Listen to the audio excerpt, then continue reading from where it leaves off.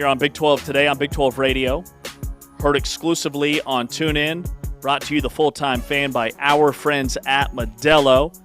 We're on your screen on Big 12 Studios, big12studios.com, chatting with Chris Level, Texas Tech sideline, radio analyst for Texas Tech, Red Raider Radio Network. Chris, good morning. It is a good morning. How are you guys? Man, we're good. I assume things are quite well in Lubbock. Texas Tech, top 4 in the college football playoff rankings. Big 12 championship game on Saturday. I don't think we've had you on since whatever game Texas Tech was camping out for a few weeks ago. BYU game, ironically enough. Yes. BYU, yeah, that is it. That's right. The rematch on Saturday. Yeah, I mean, this is all very surreal. This is all uncharted territory, I guess is just the best way to phrase it for everybody here from a football standpoint. This is just not – I think there were obviously big expectations here before the season, but you weren't sure what they had really put together. You knew it was going to be better than last year or was supposed to be, but you weren't sure exactly what it was going to take. You weren't sure how healthy you were going to stay. And you've basically had a quarterback play with a broken leg since game one. You don't have your starting running back. You're missing your starting defensive tackle since the Kansas game, which is about 6 weeks ago. But there's a lot here, man, and they are a very complete football team. And I think they said it on the CFP stuff last night. I think you won every game that you've won by 20 plus points, and your margin of victories, I think, like in the 30s. And they did not play well in Tempe, and to Sam Levitt and Kenley Dillingham and Jordan Tyson's credit, that crowd's credit, you did not play well. But with your backup quarterback, you had a lead in that game with 2 minutes to go, which you had no business like winning that game. And I thought they may even pull that out. But it's been a special season, easily the best one since 2008 around here for sure. Yeah. How would you beat Texas Tech? If you were Kalani Sitake, what would you be doing this week to try to beat Texas Tech? If I'm them, I think you have to really cut it loose and throw the ball down the field. I don't know if this is what they're necessarily built to do best. I would take some chances. I would kind of spread it out a bit, and I would try to throw the ball down the field a bit, take some shots. I would take some chances on special teams.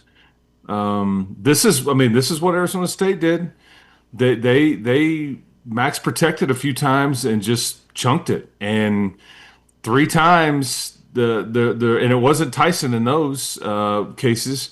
It was guys that had caught like 4 or 5 passes for the season to that point, and it flipped the field. Now Texas Tech held Arizona State to field goals in a lot of those cases, but BYU's got a good enough defense to make this thing interesting. And I saw that up close.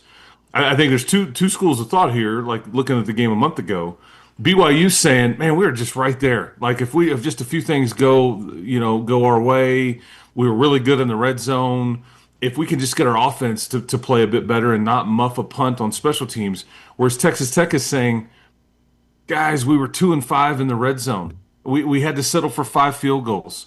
We had a possession at the end of the half where we're throwing it into the end zone twice. We drop it. We come away with nothing. This thing should have been 45-7." Yeah. But I do think that if I'm BYU, I would take a few shots down the field. What do they have to lose here? They have to empty their bucket, and I think Texas Tech is well aware of this. And I think Texas Tech will kind of be in the aggressive, take some chances mindset as well. But that's what I would, if I was them, that's what I would do. Are they built to do that? Can you do that consistently throughout the game?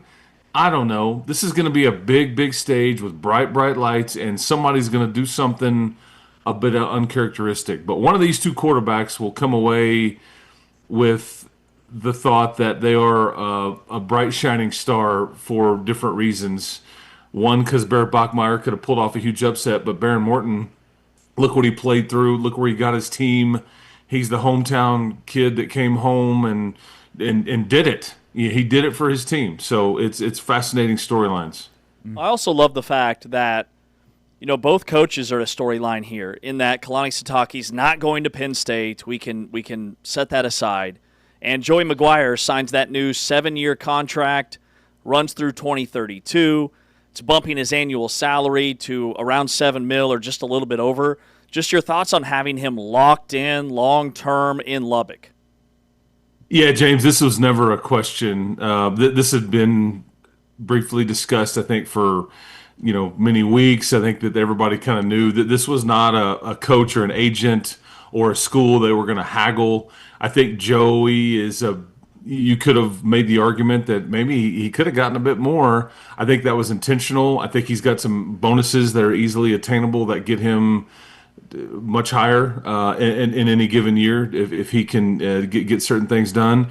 But I think Joey was mainly concerned about, I want to do life with certain people. I want to ensure they are taken care of, and I want to ensure that we can continue to take care of my players. And so I don't need, I mean, he's never really been motivated by the money aspect of this thing. Sure, he wants to be taken care of, but they live a really good life in Lubbock, Texas. But he's more worried about his surroundings and the happiness and ability to win. And so, but I think that's it was a foregone conclusion, but it's nice to have it out there and all that. I thought it was going to come out next week, but I think somebody got wind of it. And because I don't think Joey wanted that distraction, not that it was, but I just don't think he was wanting all that out there this week. But that's not the way it works sometimes. It's super funny, Chris, that we didn't lead off on the early signing day talking to you about, I don't know, the greatest signing class in the history of Texas Tech football that's about to happen with 2 5-stars, 5 4-stars.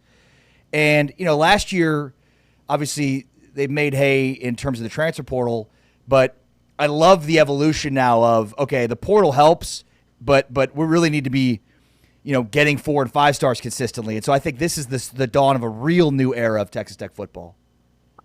Yeah, I think that they are really trying to aim extremely high when it comes to the prospects, and it's at certain positions.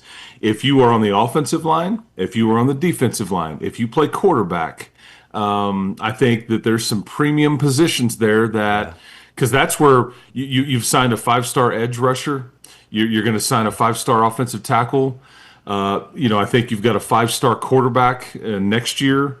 Another 5-star offensive lineman, a 5-star defensive tackle. I mean, so there's some themes there, but you're right. It's you won't be able to lure a full class, I don't think, of all these guys, but you're picking very wisely in at certain positions. But they're gonna recruit and develop. And Ari, you mentioned that about the class. I think they're gonna sign. I think it's 17 of those guys will be here in a few weeks, including, I think, LaDamian Guyton. Wow. Who is one of the 5-star edge guys. It may not be till June, but he reclassified.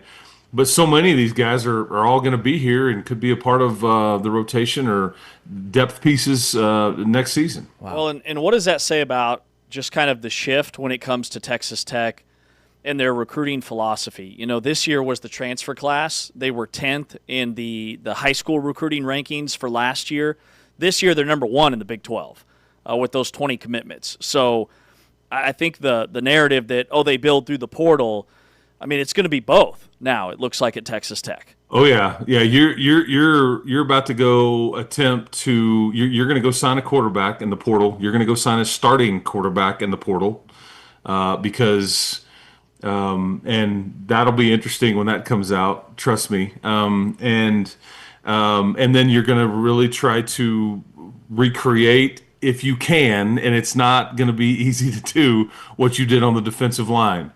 They are waiting to find out on the 5-for-5 ruling here in a couple of weeks because Reggie Virgil could end up coming back here. He's one of the starting outside receivers.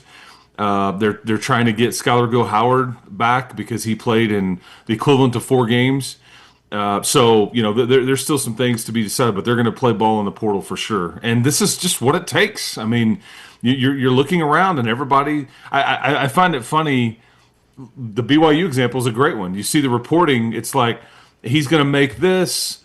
The school has agreed to throw in $10 or $15 million in NIL money above the rev sharing. this house settlement thing sounded cute. It was funny. Hey, you guys play in the sandbox. Now it's just it's a beach. There's just sand all over the place. You're not, point.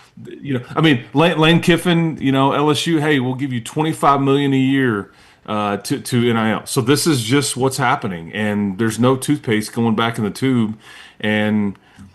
But so this is just what it requires, I think, to play at this high level. Honestly, Yeah, no, it's a great point. I mean, it's kind of funny. The funny part about it is how overt and obvious that everybody's being about it, and it's like, how are you going to define what market value is? Like that's at the end of the day, that's what it is.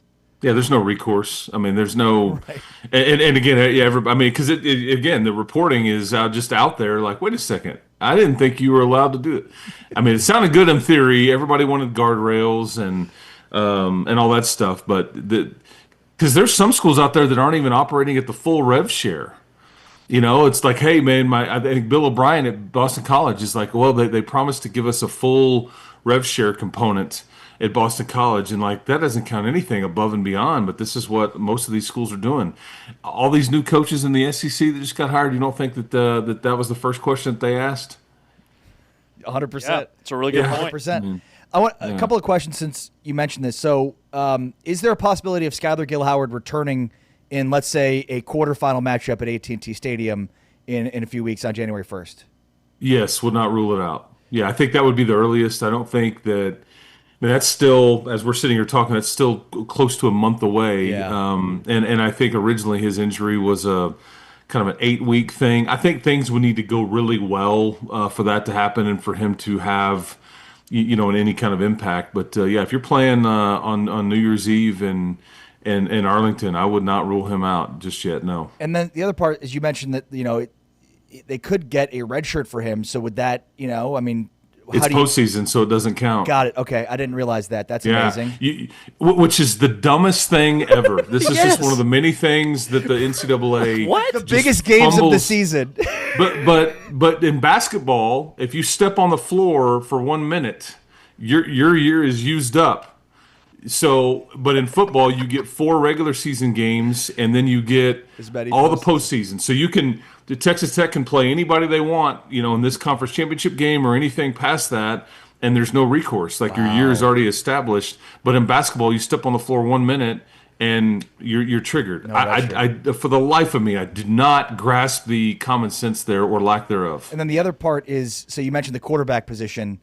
So it's important to note here that Will Hammond's injury is going to have him out to, I mean, he wouldn't be able to start the season. In fact, I don't think he'd be back, at earliest till mid-year. That's why you said they've got to get QB1 in the portal. Yeah, I think that we don't. Luckily for Will, it was just an ACL. It wasn't everything, Yeah. so you don't know what the rehab. But it would be a lot to ask and unfair to him to say, okay, bud, you need to kind of get this going, man. Here's the ball. Here's the keys. Like, go. Okay. Well, what do you mean you can't run as well as you used to? I mean, so I think that you want to, Right. but you'll still have Mitch Griffiths here. Lloyd Jones, who came in and at the end of the West Virginia game, he threw 2 touchdown passes to Micah Hudson, and he'll be there. But you're going to go get a starting quarterback, period. Yes, and you will get a you will get a bona fide starting quarterback with experience that potentially has a NFL draft decision to make or not. So and we'll kind of see what options emerge. Could come from within the Big 12. You never know. Chris, real quick, Joey McGuire's been pushing for BYU to be in the college football playoff. You've seen that Yes. team up close. Should they be in? 1,000%. It sickens me that these two teams aren't already in. It appears, based on the rankings right now, Texas Tech is in regardless of the result on Saturday morning, unless there were to be like a 31-point BYU win or something. Okay, so at that point, all bets are off. I don't understand what we're doing here. The one regret, I think both teams, maybe if they had a redo, some of this is out of your control, is maybe you would have had a little bit more on your non-conference schedule just to make it a bit interesting, break a tie. I don't know. But 11 wins, man. And this is the whole thing with Satake, with the BYU thing. it's like I don't think he was ever legitimately going. I think he Right. had leverage and he used it. However, if that is important to him and he's saying to himself, what do I have to do to get into this tournament? And if you were at Penn State, we wouldn't even be talking about it. You would be like, okay, who are they going to host? I mean, they would already be locked in. Yeah, you're right. And it's I don't know if that's Commissioner Yormark's job. I don't know if now I'm really rooting for expansion. I don't know, but it's and the only reason Texas Tech is ranked where they are, this is not a good trend for the Big 12 either, is because they've just hammered everybody. They have won every game by 20 plus points. Their margin of victory is in the 30s. They've gotten credit for their loss because it was on the road with a backup quarterback, so they haven't punished them severely. But what if you're sitting there at 11-1 and you hadn't won by all these lopsided margins? I mean, would you be like, okay, we're gonna have to travel in the first round? I mean, I just don't know where it would be, but I think that's what they're pointing to. It's almost because you forced the issue because you just blown out everybody. So I don't know. It's very frustrating to me, but Arlington will be special on Saturday morning. It will be a massive game and two big brands and two teams. I mean, combined 22-2. I'm here for it. Injected into my veins, and Let's go. I mean, yeah, it should be a lot of fun, man. And this is like, you know, the old thing from Rudy. This is the most beautiful sight these eyes have ever seen. I mean, I feel like I may say that because I wasn't sure that Texas Tech would ever make it. Yep. This is it. This is it. This is the moment. All right, Chris, thanks for your time. Great to talk to you as always. Enjoy the game on Saturday. See you, buddy. Keep hope alive, boys. See you on Saturday. All right. Chris Level, publisher for Red Raider Sports, radio analyst and sidelines for Texas Tech, Red Raider Radio Network here on Big 12 Today on Big 12 Radio.